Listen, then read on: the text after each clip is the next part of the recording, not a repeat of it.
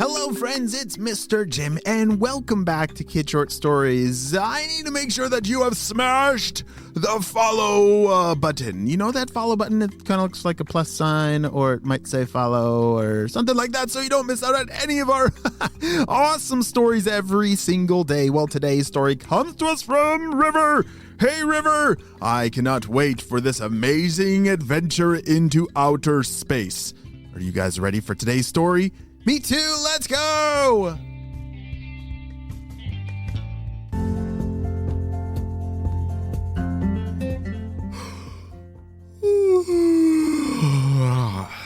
River was just waking up and rolling out of bed.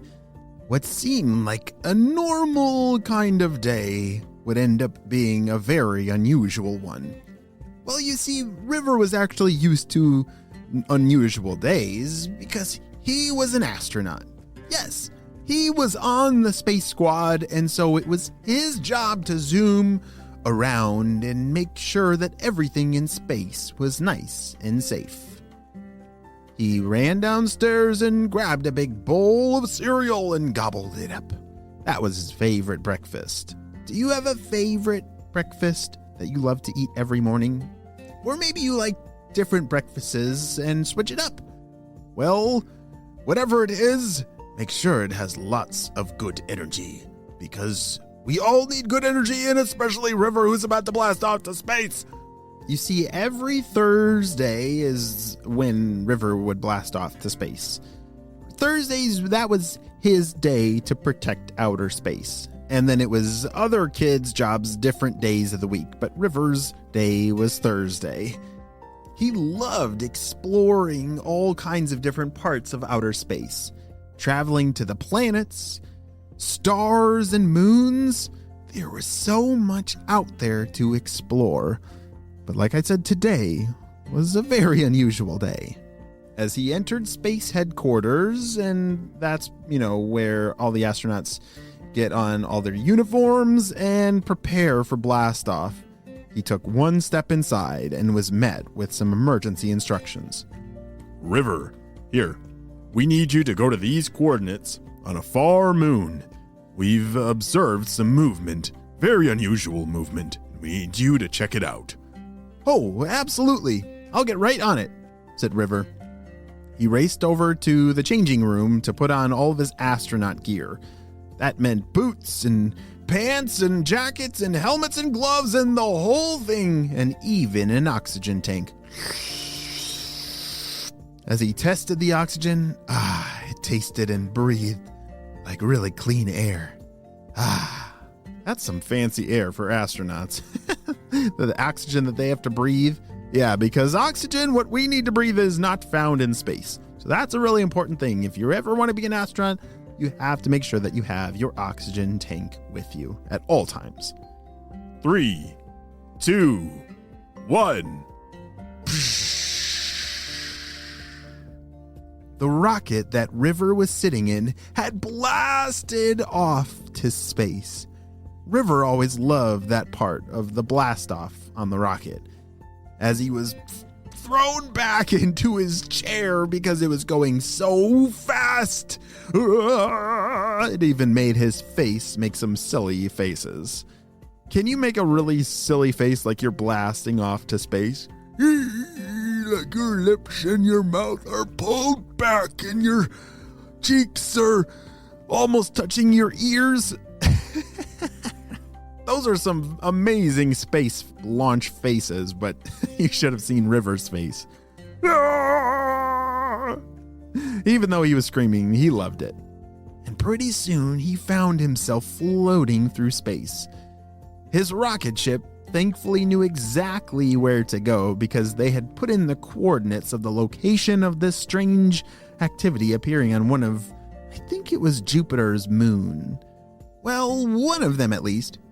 Yeah, Jupiter has has a lot of moons. How many moons does our planet Earth have? And just one, right? Yes, just one moon, but Jupiter has more than one. Do you know how many moons Jupiter has? 79 moons! Holy smokes, that is a lot of moons. But there was one in particular that's where River was headed to figure out what in the world was going on that little moon off of the planet Jupiter. It took a very long time to arrive, but thankfully his spaceship was very, very fast. So instead of it taking years and years and years, it just took a couple hours, which I would take a couple hours over years of traveling, right? Yeah, a couple hours, I could do that. As the spaceship carefully landed down on the moon, River grabbed a flashlight and opened the door and started to search around. It was a very strange looking place. The dirt was all gray. It looked like everything was in black and white. River had been on many moons before, so he was used to looking at this because most moons looked the same. River didn't know exactly what he was looking for because they didn't give him very specific instructions. Only that they saw some movement or something happening on the moon. What do you think it could be? Do you think it's like an alien or was it just, some dirt being blown around in the wind? Do they have wind on the moons? I'm not sure. Well, as River kept exploring, he saw something. Oh, what is that? He shouted. It had all kinds of tentacles and eyeballs, and it was moving. Alien! Shouted River. His dream had come true, except his dream was a little scary, exciting, and a lot of things. He didn't know what to feel, excited or scared. What would you feel? If you saw a real alien, would that be scary or exciting? Well, either way, it was an alien moving in slow motion. River walked over to it and said, "Hello, are you okay? Why are you moving in slow motion?"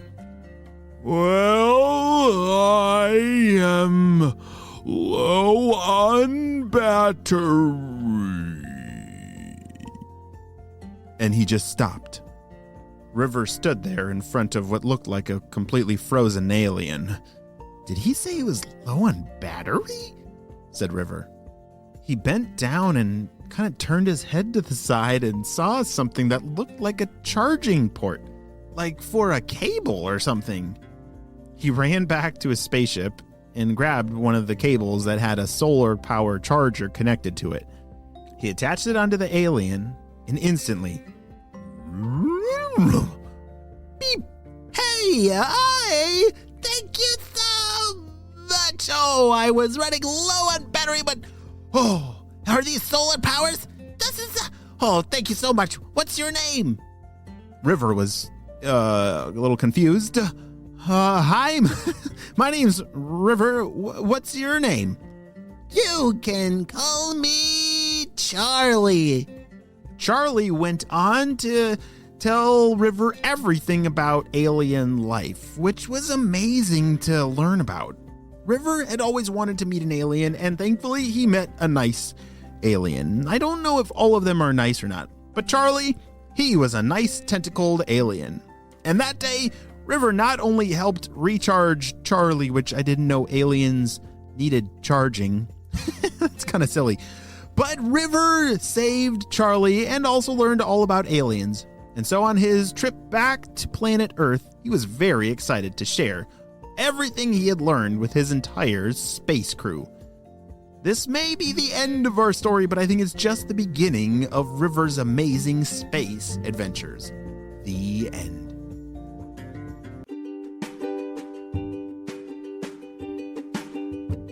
Great job, you listened all the way to the end, and you know what time it is. It's time for Kid Shoutouts. I want to say hey to Creek from Maryland, Nora from Nova Scotia, Haven from Denver, Colorado, Ellie and Levi from Alberta, Aurora from Austin, Texas, Kieran and Ravi from Indianapolis, Ryan from Cleveland, and Sid and Ollie from Illinois. I'm so glad that you're all on the Kid Short Stories family. And on our spy team, we could not stop Dr. Stinky Breath and his crew without you, my friends. Well, you have a super duper day, and I will see you on our next adventure. Bye!